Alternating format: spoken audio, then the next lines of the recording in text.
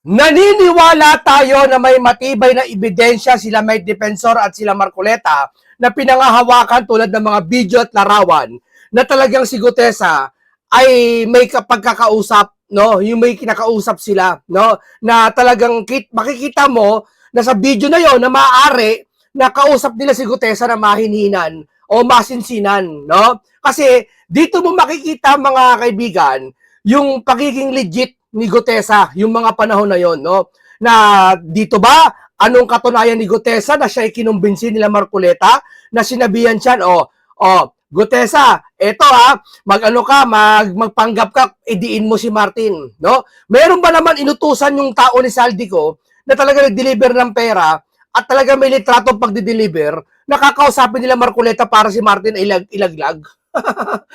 Wala po. Dahil una pa lang, kahit hindi kausapin nila Marcoleta si Gutesa, ituturo talaga si Martin kasi yun ang yung nasa video at yung nag-deliver ng pera. Di ba? At dito, pinagpaunang sabihin ni Amy Marcos dati pa to. November pa lang, 2025. Sinabi ni Amy Marcos to. Ito yung dati, sino kaya itong testigong babalitad na to? Sino kaya itong mabigat na testigong babalitad na to? No? Pero ito, ngayon nangyari na, no? Kahit si Senator Marcoleta, sinabi na noon ito sa Net25. Kahit sila may defensor, sinabi na ito, no? Ngayon, dito mga vlogger ni Loyalista, nagpapakalat ng mga fake news. Hayagan sila nagpapakalat ng fake news. Dito sa isang post na kung saan, ayan siguro ba hindi niya sinasadya to, no? Ano layunin niya, pero pinost niya to ayan Dito sa post na to, may nakalagay na Gemini. Alam mo yung logo ng Gemini? Ito yung patandaan doon na AI. AI daw yung post na to. Ayan nilagyan nila ng Gemini. Siyempre, pag kinumpontra mo siya, sasabihin niya, hindi sa kanya yan, pinost niya lang yan. Yan ang magiging lusot ng mga yan. No, ito Gemini. Sa actual post mismo ni Baligod, puntahan nyo para hindi kayo mailigaw. Walang Gemini. Tingin nyo yung baba. Walang edited na video. Litrato talaga, nakalagay Oppo Reno 2F. Ibig sabihin yung tatak ng cellphone mismo, yan yung nakalagay dyan, no? Wow, kalamitan talaga, walang date yan, no? At hindi AI, walang Gemini na logo. Kumpara doon sa isa, dito, ayan, kita nyo, yung bilog. Nilagyan nila ng bilog para magmukhang edited at gawa ng AI lang daw. So, ito yung original na post, hindi AI ang gawa. Tandaan nyo, kung talagang matalino kayo, na nandiyan kayo sa kapangyarihan, nakaupo kayo, bakit ayaw nyo ipasuri sa independent na IT expert na magsusuri kung ito ay edited o hindi? Wag galing sa inyo, wag galing kala Mike. Kasi pag galing kala Mike, baka sabihin, totoong video to. Pag galing naman sa inyo, sabihin, hindi totoong video to. Para pare-parehas tayong masaya, kumuha tayo ng IT expert na hindi papanig sa isa't isa. Papanig lang doon sa litrato. Dapat ganon. Kaso hindi nila kayang gawin yun kasi mapapatotohanan na itong video na to at larawan na to ay totoo. Pero bukod pa dito, sabi ko nga sa inyo, sila Marcoleta may hawak na video yan malamang sa malamang. No? Meron niya ilalabas na mas matibay na ebidensya na magpapatotoo na totoo sinabi ni Gutesa. Ewan ko ba, nakakatawa, no? Bakit? Dati hindi credible si Gutesa sa kanila. No? Kahit may larawan, may video, may testigo, chairman ng appropriation, nagpatotoo mismo yung mga 18 Maris, no? Sila bagman ni Saldico. Lahat may ebidensya. Tapos ngayon credible sa kanila, nagsalita lang, walang ebidensya. 'Di ba? Yun ang credible sa kanila ngayon. Bakit? Kasi papabor sa kanilang gusto. Papabor sa kanilang pagtatakip. Dito na lang, simpleng bagay na lang nagpo-post sila ng mga may AI daw to. Ayan biniliugan pa nila AI daw Pero yung original post ni Baligod, wala namang ganyan. Doon pa lang kitang-kita mo na ng pagkakaiba Doon pa lang, halata mo na talaga nag-iimbento sila Nang talagang parang ilis nila. Ewan ko kung sino nag-utos sa kanila na palabasing AI to.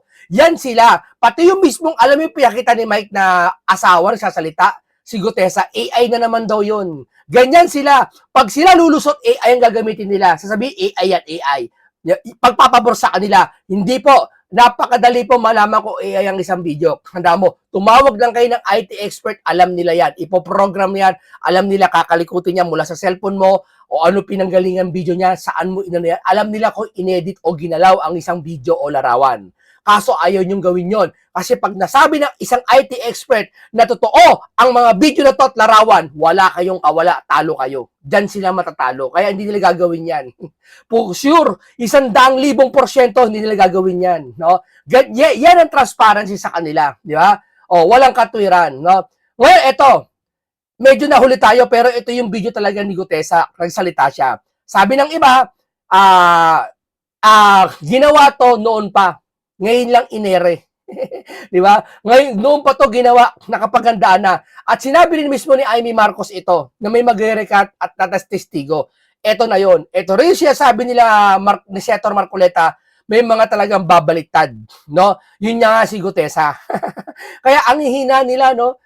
Ano kayo, kahit sa medical, science, sabi ko, psychology, anthropology, archaeology, lahat ng pag-aaral, maski Bible, ang lahat may pagbabatayan. Tandaan nyo, yung kanila pagre-recant, walang batayan. Ha? Basta sinabi lang, hindi totoo lahat ng sinabi sa akin, hindi lahat ng totoo sinabi ko, nakaraan. Samantalang yung mga nakaraan sinabi nila, may mga ebidensya tumutugma sa sinabi nila.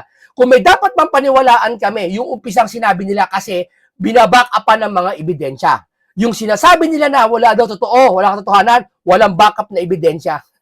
Kaya doon pa lang corner na kayo no? Talagang gusto nyo talaga palitawin sa mga tao yung pagtatakip na malawakan sa flood control issue. Ang gusto nyo talagang palabasin, walang naging nakawan na pera kahit may 1 trilyon na nawala na kayo mismo ang nagayag. Maski si BBM ang nagayag na 1 trilyon na yan na nawawala, na may flood control, 5,500 na talagang gusto nyo palitawin, wala lang yun. No?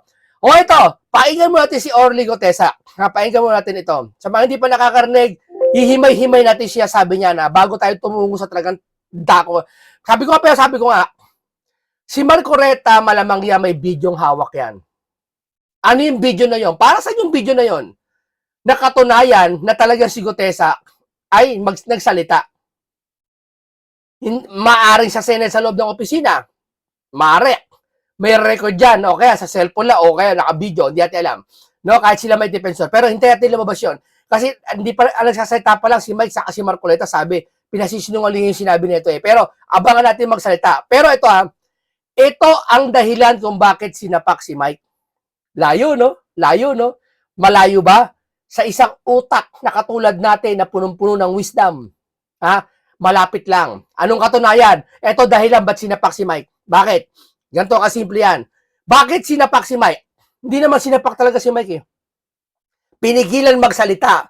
Yung kumalat lang sa social media, sinapak si Mike. Pero ewan ko sa inyo kung paano nyo ituturing yun. Yung alam mo sa jail, yung BJMP jail, di ba? Hindi ko alam kung paano nyo ituturing na sinapak si Mike. Kasi muntik tumama yung kamay sa panga Na siguro pinipigilan magsalita. Alam niyo yan, di ba? Alam niyo yan. Babalikan ko konti lang, re-recap ko konti lang. Kaya masasabi natin sa iba na itinuturing na sapak yun o suntok. Pero sa akin kasi, wunti ka ng masuntok. Yun ang termino doon. Wunti ka ng masuntok. Kasi ginaganon yung mukha Parang ganun Hindi nahagip sa camera Sabi niya ni Ludovica, huwag mo saktan. Sabi niya may defensor, kitang-kita ko Diba? Sabi niya may defensor yan, no? Nga, anong koneksyon kay Gutesa? Munting ka naman, ang layo naman. Anong koneksyon nung sinuntok si Mike kay Gutesa? Ganito yan. Doon pa lang pinipigilan sila magsalita. Bakit? Kasi alam nilang pag-re-recant nila si Gutesa para sa mga susunod na hearing. Hindi sila pwede magsalita. Alam ba, ngayon, bukas, may hearing na. Sa September 3, 2 linggo na lang. Magpapakita sila Marcoleta, tatanungin ng media. Senator Marcoleta, may defensor, ano masasabi mo sa pag-recant ni Gutesa? Bawal magsalita. Doon pala nape-prevent na. Di ba? Doon pa lang ayaw na pagsalitain para hindi sila makabuelta. Ganyan yung mga yan. No? So, ibig sabihin, alam nila ilalabas nila si Gutesa kung kailan, doon mo malalaman kung kailan nila ilalabas nila si Gutesa. Kaya kasi ba sabi ko, ayaw nilang pagsalitain sila may defensor, sila Marcoleta noong nakaraan. Ibig sabihin, may gagawin na naman silang katarantaduhan. Di ba? Napaka-obvious nyo. Yung mga galawan nyo, checkmate ng isang matalinong tao. No? Tapos sa susunod, ayaw nila pagsalitain yan. Kasi bakit? Mahahayag ang katotohanan tungkol kay Gutesa. Para hindi gawing credible sila Marcoleta. Pero don't worry, baka maglabas ng ebidensya ng video si Marcoleta. Hindi ko tiyak na may video. Pero natitiyak ko, malamang sa malamang may video sila si Senator Marcoleta ng pag-uusap nila Gutesa. At doon mo makikita at malalaman na talagang credible ang sinasabi ni Gutesa sa simula pa lang. Doon na nga lang sa ebidensya, panalo na tayo eh. Kaso ayaw nilang paniwalaan. Mas paniniwalaan nila si Gutesa ngayon kasi nag-recant pabor sa kanila. Ito, painggan natin to ha. Dala ng takot at pangamba. Dala ng takot at pangamba. At ang nakalahad sa pinabit na kanilang ginawa. Aking nasabi na nasaksihan o kahit hindi ito totoo. Aking nasaksihan at kahit hindi ito totoo? Pwede ba yun? May ganun bang salita? Aking nasaksihan at kahit hindi ito totoo? May ganun ba talaga? Parang hindi naman, di ba? Parang sandali lang may nag-chat na naman sa akin, Demontres na to eh. Ang hilig pag ito sumasabay itong mga to. Sandali, yun. Meron bang ganon? Mga ganong salita niya? May ganon bang balatan? Ang pagsabi ng pagsama ako sa 3 beses na delivery ng mga balita sa bahay ni Speaker Martin Romualdez sa Falls Park. Wala akong naging direktang kontak o nakita man lang si Speaker Romualdez. Wala ka naman sinabi nakita ka si Speaker doon Guilty ka! Wala kang sinabi doon sa affidavit mo na nakita mo si Martin doon. Ang sabi mo lang doon sa affidavit mo, nag-deliver kayo sa bahay ni Martin. Ulitin natin. Butas, guilty. Sa Falls Park, wala akong naging direktang kontak o nakita man lang si Speaker Romualdez. Wala akong nakita man lang si Speaker Romualdez. Bakit? Wala ka naman sinabi na nakita mo si Romualdez Bakit mo binabawi yan? Ayun ang binabawi mo. Yung salitang hindi mo nakita si Martin? Wala ka sinasabing ganyan. Wala ka sinasabing nakita mo si Martin. Diyan pa lang, nag-iimbento kayo. Huli kayo ng isang genius, no? Wala naman siya. May sinabi ba siya na, ang alam namin, nag-deliver kayo sa bahay ni Martin, pero hindi mo nakita si Martin. Wala nun. Pero ba't mo sinasabi ngayon, ulit niya, para maunawaan, ba't mo sinasabi ngayon na ano? Sa Falls Park, wala akong naging direktang kontak o nakita man lang si Speaker Romualdez. Wala naman nagsasabi nakita si Speaker May sinabi ka ba nakaraan? Ba't mo binabawi yan? Pwede mo bang bawiin yung sinabi mo na hindi mo naman sinabi nakaraan?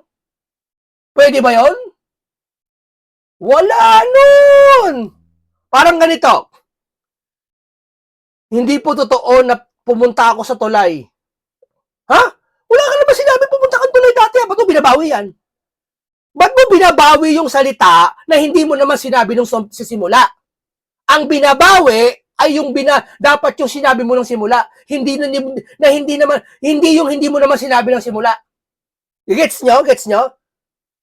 Hindi kayo lulusot. Sa nasabing address. Tungkol sa nasabing isyo, hands-off na ako.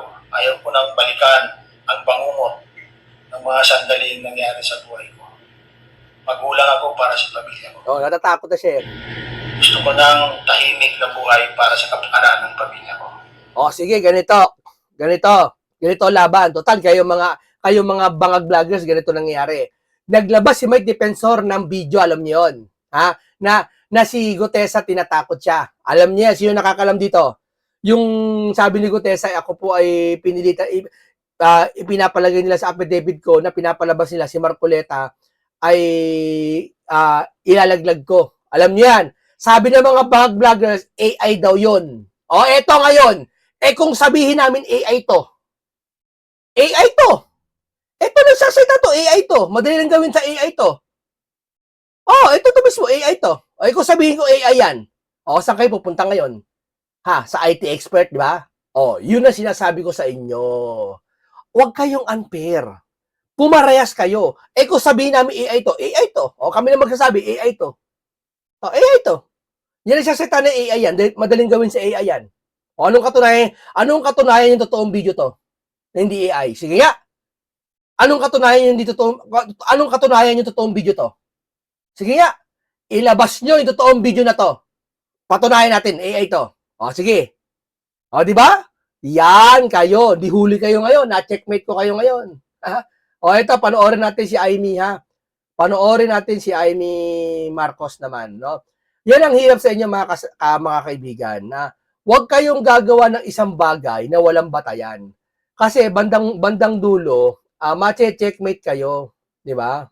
Mache-checkmate talaga kayo. Ito, pakinggan niya. Bullshit kayo, chat kayo ng chat sa akin. Ha? Chat kayo ng chat sa akin. Yung mga kaibigan ko dyan, huwag kayong chat ng chat sa akin. Yeah. Pag nagbablog ako, chat kayo. It's not what's gonna happen. Ang mangyayari ngayon, magre-recant ang mga testigo. Sa susunod na mag-chat kayo sa akin, papabasa ko ito yung mga chinat nyo. Yeah. Ano kayo, alam nyo pag gantong oras It's not what's gonna happen. Ang mangyayari ngayon, magre-recant ang mga testigo. Panoorin ninyo, sigurado ako dyan. Isa-isa yan, na biglang babaliktad. Dahil ito yung sinabi ni Amy Marcos. Naumpisa pa lang, sinabi na niya. Pressure, tinakot ang pamilya, at halos tinutukan ang asawa at anak. Sino yun? Alam na ninyo kung sino yung pinakamatindi ang testimony. Tingnan mo, alam na niya Alam na niya Etong parte na to, may nalaman siya. Kasi alam niyo, pinsan niya pa rin si Martin. Buo. Kaya Auntie Claire, huwag ka makikipano, sampid ka lang. Kumbaga sa pamilya. Huwag ka magpapanggap na marami kang alam sa Marcos. Ang pinakamarami alam sa Marcos si Amy. Kaya mga vlogger bangag, natatawa ako, mas kilala daw nila si Marcos kaysa pagkakilala ni Amy sa Marcos Ugok ba kayo? Kung may mas nakakakilala kayo sa mga Marcos, si Amy yun. Ito mga vlogger to, kakaunting panahon lang ang ginugol sa mga Marcos, kabisado na nila mga Marcos. Wag nga kayo, yung literal na ang langaw nakadapo sa kalabaw. Pakiramdam nila sila yung kalabaw. Di ba? Kakaunting panahon lang na inailagi nyo sa mga Marcos, sasabihin nyo, marami na kayo alam sa mga Marcos. Ang mas maraming alam at pinakamaraming alam, walang iba kundi si Amy Marcos, lalo na super ate yan. Di ba? Yan ang hindi nyo alam. Yeah?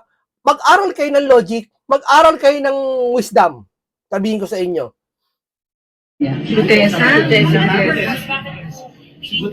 Kasi pinakamabigat ang kanyang testimonya. Dahil doon, may personal knowledge at matapang na ibinunyag ang lahat. Talaga naman, tinakot ng todo-todo ang mga pobreng testigo. Hindi tama itong gawain nila. Di ba? Alam na ni Amy to. November pa lang to, November 12. Ayan, nakalagay sa taso. Courtesy GMA News, November 12, 2025. Bago ang mga buwan na talagang matunog na magre-recant si Gutesa. Tapos yun, palilitawin nyo, may Gemini pa kinalaman. Checkmate kayo, no? Wala kayong maikatwira, no? Wala kayong maikatwira sa taong may alam. Tandaan nyo yan. Nabubulan nyo walang alam, no? Kaya marami kayo nadadaya, di ba? Sabagay, ang mas gusto ng tao yung nadadaya sila. Kaya nga sa panahon natin yun, marami nabubudol, di ba? O, dito tayo sa Net 25, kung saan 28 na active na Marine. Hindi Marine, uniform personnel, hindi ko na baka sundalo to, no, active na testigo labang kay Martin, ha? Ay ng pag-atras, pagbaligtad, o kung ano-ano pang tawag ni Orly Gutesa sa kanyang naunang mga sinumpaan. Ang sabi ng ombudsman, expected na yan Expected na. Buti pa si ombudsman alam niya. Buti pa si ombudsman malawak ang pag-iisip. Pero hindi natin alam, baka drama lang. Baka bandang huli sabihin ginawa naman namin lahat Pero wala kami nakitang ebidensya labang kay Martin Baka ganyan. Huwag kayong papasiguro kay ombudsman. Pero sa ngayon, pupurihin natin si ombudsman. Bakit? Hindi dahil sa pinagkakasuhan si Martin, hindi. Ginagawa niya yung procedure, yung due process na naramdaman natin. Na hindi siya basta-basta naniniwala sa recant. Dahil alam naman natin, ang nagsabi ng totoo, may ebidensyang sinuka. Di ba? May ebidensya, lalo ngayon, si Baligod, may picture na pinakita. Bakit di nila pinaniwalaan? Sa korte, pinaniniwalaan yon. Sa lahat, di ba, pinaniniwala ang ebidensya. Bakit yun nilabas si Baligod parang wala lang sa inyo? Wala lang. Ayaw nila paniwala, ayaw damputin. Bakit? Sinasabi niyong AI, patunayan yung AI, pasayon sa pag-aaral ng IT. Hindi yung pamantayan nyo lang, sasabihin nyo, ay AI yan. Kagustuhan nyo lang, sasabihin nyo, AI yan. Parang ganito. may sakit ako eh. Anong sakit mo? Hindi ako makahinga eh, may sakit ako sa ganito. Paano mo nalaman may sakit ka sa baga? Paano mo nalaman may sakit ka sa puso? Kasi ganito sintomas eh. Kahit wala ka naman nagpapacheck, kahit di ka naman nagpapacheck up. Anong katunayan mo may sakit ka? Bumatay ka lang sa naramdaman mo. Pero wala kang diagnosis, wala kang check-up man lang. Parang ganun ang ginagawa nila. Di ba? Ang sabi, magpa-check up ka para malaman mo. Nagpa-check up siya. Ha? Nalaman, anxiety lang pala. Stress lang pala. Kailangan lang daw ng pahinga. Wala naman daw sa sakit. Di nagkamali ka. Kasi hindi kayo kumonsulta sa eksperto bago kayo mangusga. Tama? At wala kayong ebidensya na talagang yun ang sakit mo. At wala kang ebidensya na yun talaga ay totoo o hindi. Kailangan ng eksperto. Sila, hindi humahatol sila. Ika niya, ayan. Anong katunayan mo? Patunayan mo yan sa mga eksperto. Pero Kung gusto mo may pera ka, kumuha ka ng eksperto. Mahal ang bayad yan. meron pa kaming ibang testigo. Report mula kay TJ Mendoza. TJ! Jen and Nelson, tinawag ni Classic Pressure ng Office of the Ombudsman ang recantation o yung pagbaliktad ng mga testigo sa mga high-profile cases. Pahayag yan ng Ombudsman kasunod ng mga ulat na nag-recant na rin sa kanyang pahayag ang dating security aide ni dating Ako Bicol Party List Representative Elisaudi Saldico na si Orly Gutesa. Si Gutesa ang isa sa mga unang testigo laban kay dating Speaker Martin Romualdez at sinabing nag-deliver umano ito ng tinawag niyang mali-malitang pera o yung mali-malitang basura na para sa matataas na opisyal ng gobyerno. Pero ang naging testimonya ni Gutesa sa Senate Blue Ribbon Committee noon, ang naging una at huling paglabas nito sa publiko. Ang Ombudsman, hindi umiikot sa iisa o iilan lang ang witnesses ng investigasyon ng maanumanyang flood control projects. May inihahanda pa raw sila o may inihanda na raw sila na 28 pa na testigo na handa raw magbigay ng direkta at material na kaalaman tungkol dun sa mga naging transaksyon ni dating Speaker Martin Romualdez. Dagdag ng Ombudsman, mga uniformado raw at aktibo sa serbisyo ang Uniformado, aktibo sa serbisyo. Ibig sabihin, hanggang ngayon, aktibo ngayon, nasa serbisyo yun. Maaaring sundalo, maaaring marin, hindi alam, maaaring pulis. Ilalabas ni Ombudsman. Ano kayo ngayon? Ano kayo ngayon? Wala na kayong kawala, mga vlogger. Ang hirap ipagtanggol, yung bagay na alam mong may butas. Tapos sabihin nyo, munting kaalaman, bias ka, ba't si Sara di mo tinatalakay? Ba't natalakay ko si Sara? Ini-impeach na nga si Sara ngayon. Nasa proseso na nga ngayon. Okay sana kung si Sara hindi ini-impeach eh. Mag-react ako. Sasabihin ko, dapat si Sara imbestigahan din para parehas tayo. Ini-imbestigahan na kasi si Sara ngayon eh. Ba't ko ba tatalakayin? Ang tinatalakay ko yung hindi iniimbestigahan, yung binabaliwala. Subukan yung baliwalain yung kay Sara. Gaganto rin ako dito para parehas tayo. Di ba? Sa ngayon ay kinumpirma rin ng kampo naman ni dating Speaker Martin Romualdez na nakapaghain na sila ng supplemental affidavit dito sa Office of the Ombudsman. Yan mula ang latest mula rito sa tanggapan ng Ombudsman, balik sa inyo. Pero TJ, kung may testigo ang Ombudsman ng mga bago, kasi doon sa bagong press con, yan sinabi mga uniform na eh. Active uniform Oo, person. active yung mga testigo, ha? Ganon. Laban kay Speaker. Tama, di ba, TJ? Tama, no, Jen and Nelson, yun yung binigay nila sa ating pahayag na meron pang 28 na mga active personnel, uniformed personnel, ang handa raw magbigay ng testigo at mag-corroborate sa mga ebidensya laban niya. Totoo yan. May testigo, may testigo na, may ebidensya na. Ang nagtestigo pa, appropriation ng budget si Saldico. Hindi nyo paniniwalaan. Mas paniniwalaan nyo yung nag-recant, walang batayan. Basta sinabi lang niya, bumawi ako. Babawi na ako siya, sabi ko. Pwede ba yon?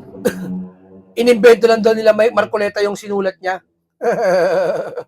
Kung inimbento pala, di ba tao ka ni Saldico, nag-deliver ka, may picture ka.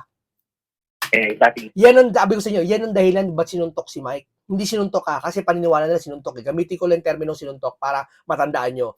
Para patahimikin sila. Para sa susunod na magpapakita sila Mike Defensor, hindi na pwede magsalita. Kasi nga, malalaman yung kay Gutesa. Speaker Martin Romualdez. Yun. Ang problema dyan, ang sabi naman na abogado ni Speaker, meron din silang testigo, mga 20 rin yata eh. Ha? Na mga, 20 testigo naman. mga driver naman dati ni Saltico. Ah, So parang lumalabas ni Jen, parang paramihan na testigo ito. aha. Yung 20 driver, sasabihin, sila nag-deliver, hindi yung mga Marines. Para papawalang sala yung mga Marines. So, sabi pa nag-deliver, alam ko yun ang gagawin nila eh. Maglalabas sila ng 20 na driver. Sasabihin yun na nag-deliver ng maleta, hindi yung mga Marines. Para yung mga Marines hindi paniwalaan. Eh di parang yung sinabi na may deliver talaga ng pera. Ano ba si Saldico? Chairman ng budget ng appropriation. Sino ba pupirma para mailabas yung pera lahat? Eh di damay-damay yung sarili nyo pag ginawa nyo yun. Tama, no? Yung naging press conference na kanina, meron din silang binanggit yung kampo ni dating Speaker Romualdez na meron silang inihahanda na marami rin yung bilang ng mga testigo nila. Ganon din yung ombudsman na meron ding inihahanda naman. So ngayon ay magiging labanan na lang ito ng credibility at kung sino ba talaga yung ilalabas nilang mga testigo para nga mabuo na yung pinakahihintay nga ng mga kababayan natin na inihahandang kaso laban dun sa itinuturo na mastermind nga nitong Manumalyang Flood Control Projects. Kaya magiging problema dyan, kailan ipapail yung kaso, di ba? Hindi, pero maganda yan na talagang dumami ang testigo para lumabas na lahat ng totoo. Di ba? Hindi, baka Oo. kung dumami, baka lalong gumunod. Ay, Di ba? saka ba't tatagal? Baka tumagal. Baka siguro dapat kasuhan na natin. Oo. Oo. Kailan daw pakakasuhan, TJ? Hinog na daw eh. Sa ngayon, Jen and Nelson, wala pang specific na timeline. Pero ito yun, bibigyan natin kayo ng gist, kapag pinayagan yung motion for extension nitong kampo ni dating Speaker Martin Romualdez, ay mayroon pa tayo 1 month dahil pagkatanggap nila noon ay magre-reply ang prosecution, saka meron na siyang ipapasa na for resolution. Pero kung hindi na papayagan ng ombudsman na mag-extend yung kampo nitong si dating Speaker Romualdez, ay mas mapapabilis yung pagsasagawa ng resolusyon. Sige, salamat na marami. TJ Mendoza mula po sa Ombudsman. Ano ha? Malinaw, di ba? Malinaw. Pero ombudsman, gawin mo trabaho mo. Hindi lang trabaho mo, gawin mo yung common sense na ano nararapat. Maniniwala ka ba sa rikan? Mga vlogger lang ni Bangag naniniwala dyan. Ay, balikan ko lang pala yung sa bata, no? Yung sa Namaril. Yun pala ay anak ng Zamboanga Port Enforcement and Security Services Commander, si Lieutenant Lars Jalani. Ayun, na ito pala yung tatay ng bata. At Yung isasambuang na yan, sinisila naman ni John Wick, si Robin. Ang hilig nila manisi, no? Dahil daw sa law, dahil sa batas na pinasa ni Robin, tungkol sa baril. Sinisi nila si Robin. Galing, no? Grabe, no? Maging malinis lang sila, kahit maduming, negative 27 kayo. Subukan nyo mag-survey ngayon, tamo. agad naman, Disgusto na yung mga tao sa inyo. umaksyon daw po ang Bureau of Customs. Sinasabi, wala namang kinalaman ng ESS Zamboanga Chief sa nangyaring insidente. At yun nga, ang matindi kasi ni live stream pa, no? Ang relief order daw po ay para matiyak ang patas na investigasyon hinggil sa posibleng naging kapabayaan itong si Jalani sa paghawak ng inisyo sa kanyang service weapon. Service weapon pala ng BOC talaga yon, naka-assign sa kanya, no? At sinubukan pa palang tawagan ni Commissioner Nepomuceno itong tatay, pero hindi daw po ito sumasagot sa kanyang mga tawag. Yung, ayun, na-relieve muna siya para na sa ganun ay wag daw po ma-impluwensya ng anumang gagawing investigasyon laban dito sa pangyari ito. Pero wala na rin magagawa sapagkat yung anak niya mismo pala, patay din, no? At nailibing din kaagad pagdating ng hapon nung naganap ang krimen. Yes. Yan. Sa tingin ko, para maiwasan nyo yan, ito lang suggestion ko lang para maiwasan nyo yung ganyang mga barilan dyan, huwag nyong ibalita. Oo. Kahit anong social media account, kahit mga mainstream media, huwag nyo nang ibalita. Action nyo na lang.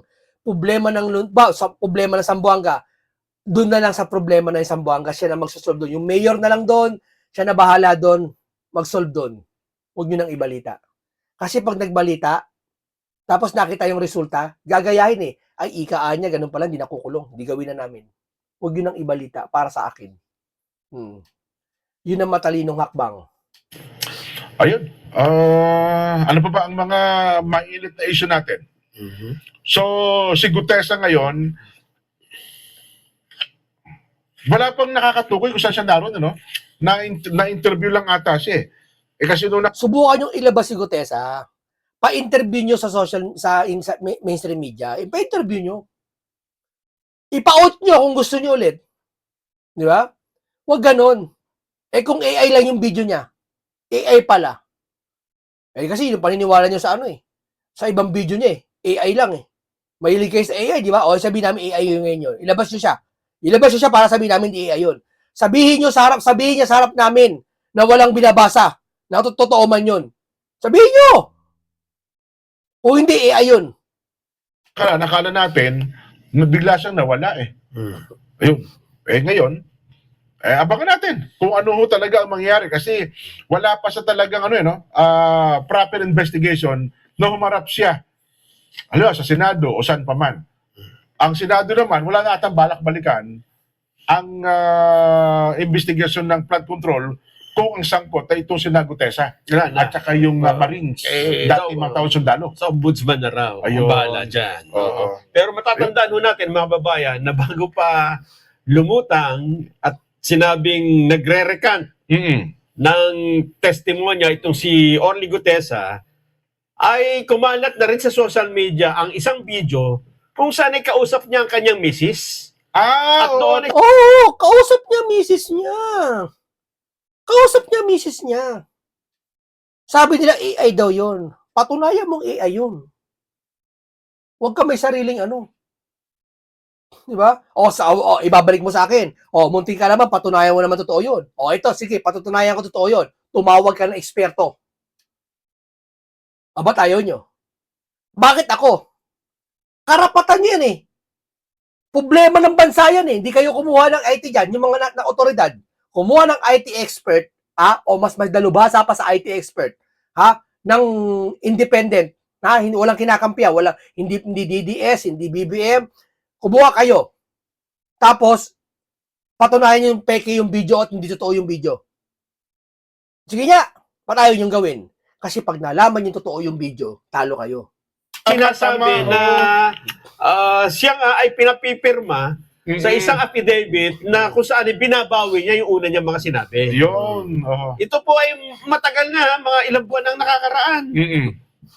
Kaya hindi na rin bago yung pagbaligtad niya no? Actually, ina-expect nila yung matagal na Oo. Parang tumiming lang yata ngayon Oo. Tumiming niya ngayon, tapos timing din yung pagpapatahimik kila Marcoleta, yung pinipigilan magsalita, sinuntok si Mike, di ba? Tapos pinipigilan magsalita, timing nyo kasi ilalabas nila si Gutesa. Para sa susunod na magpapakita sila Marcoleta sila Gutesa, hindi nila pagsasalitain. Dahil sa nagpapail nga ng mga counter affidavit, sumasagot na sa kaso.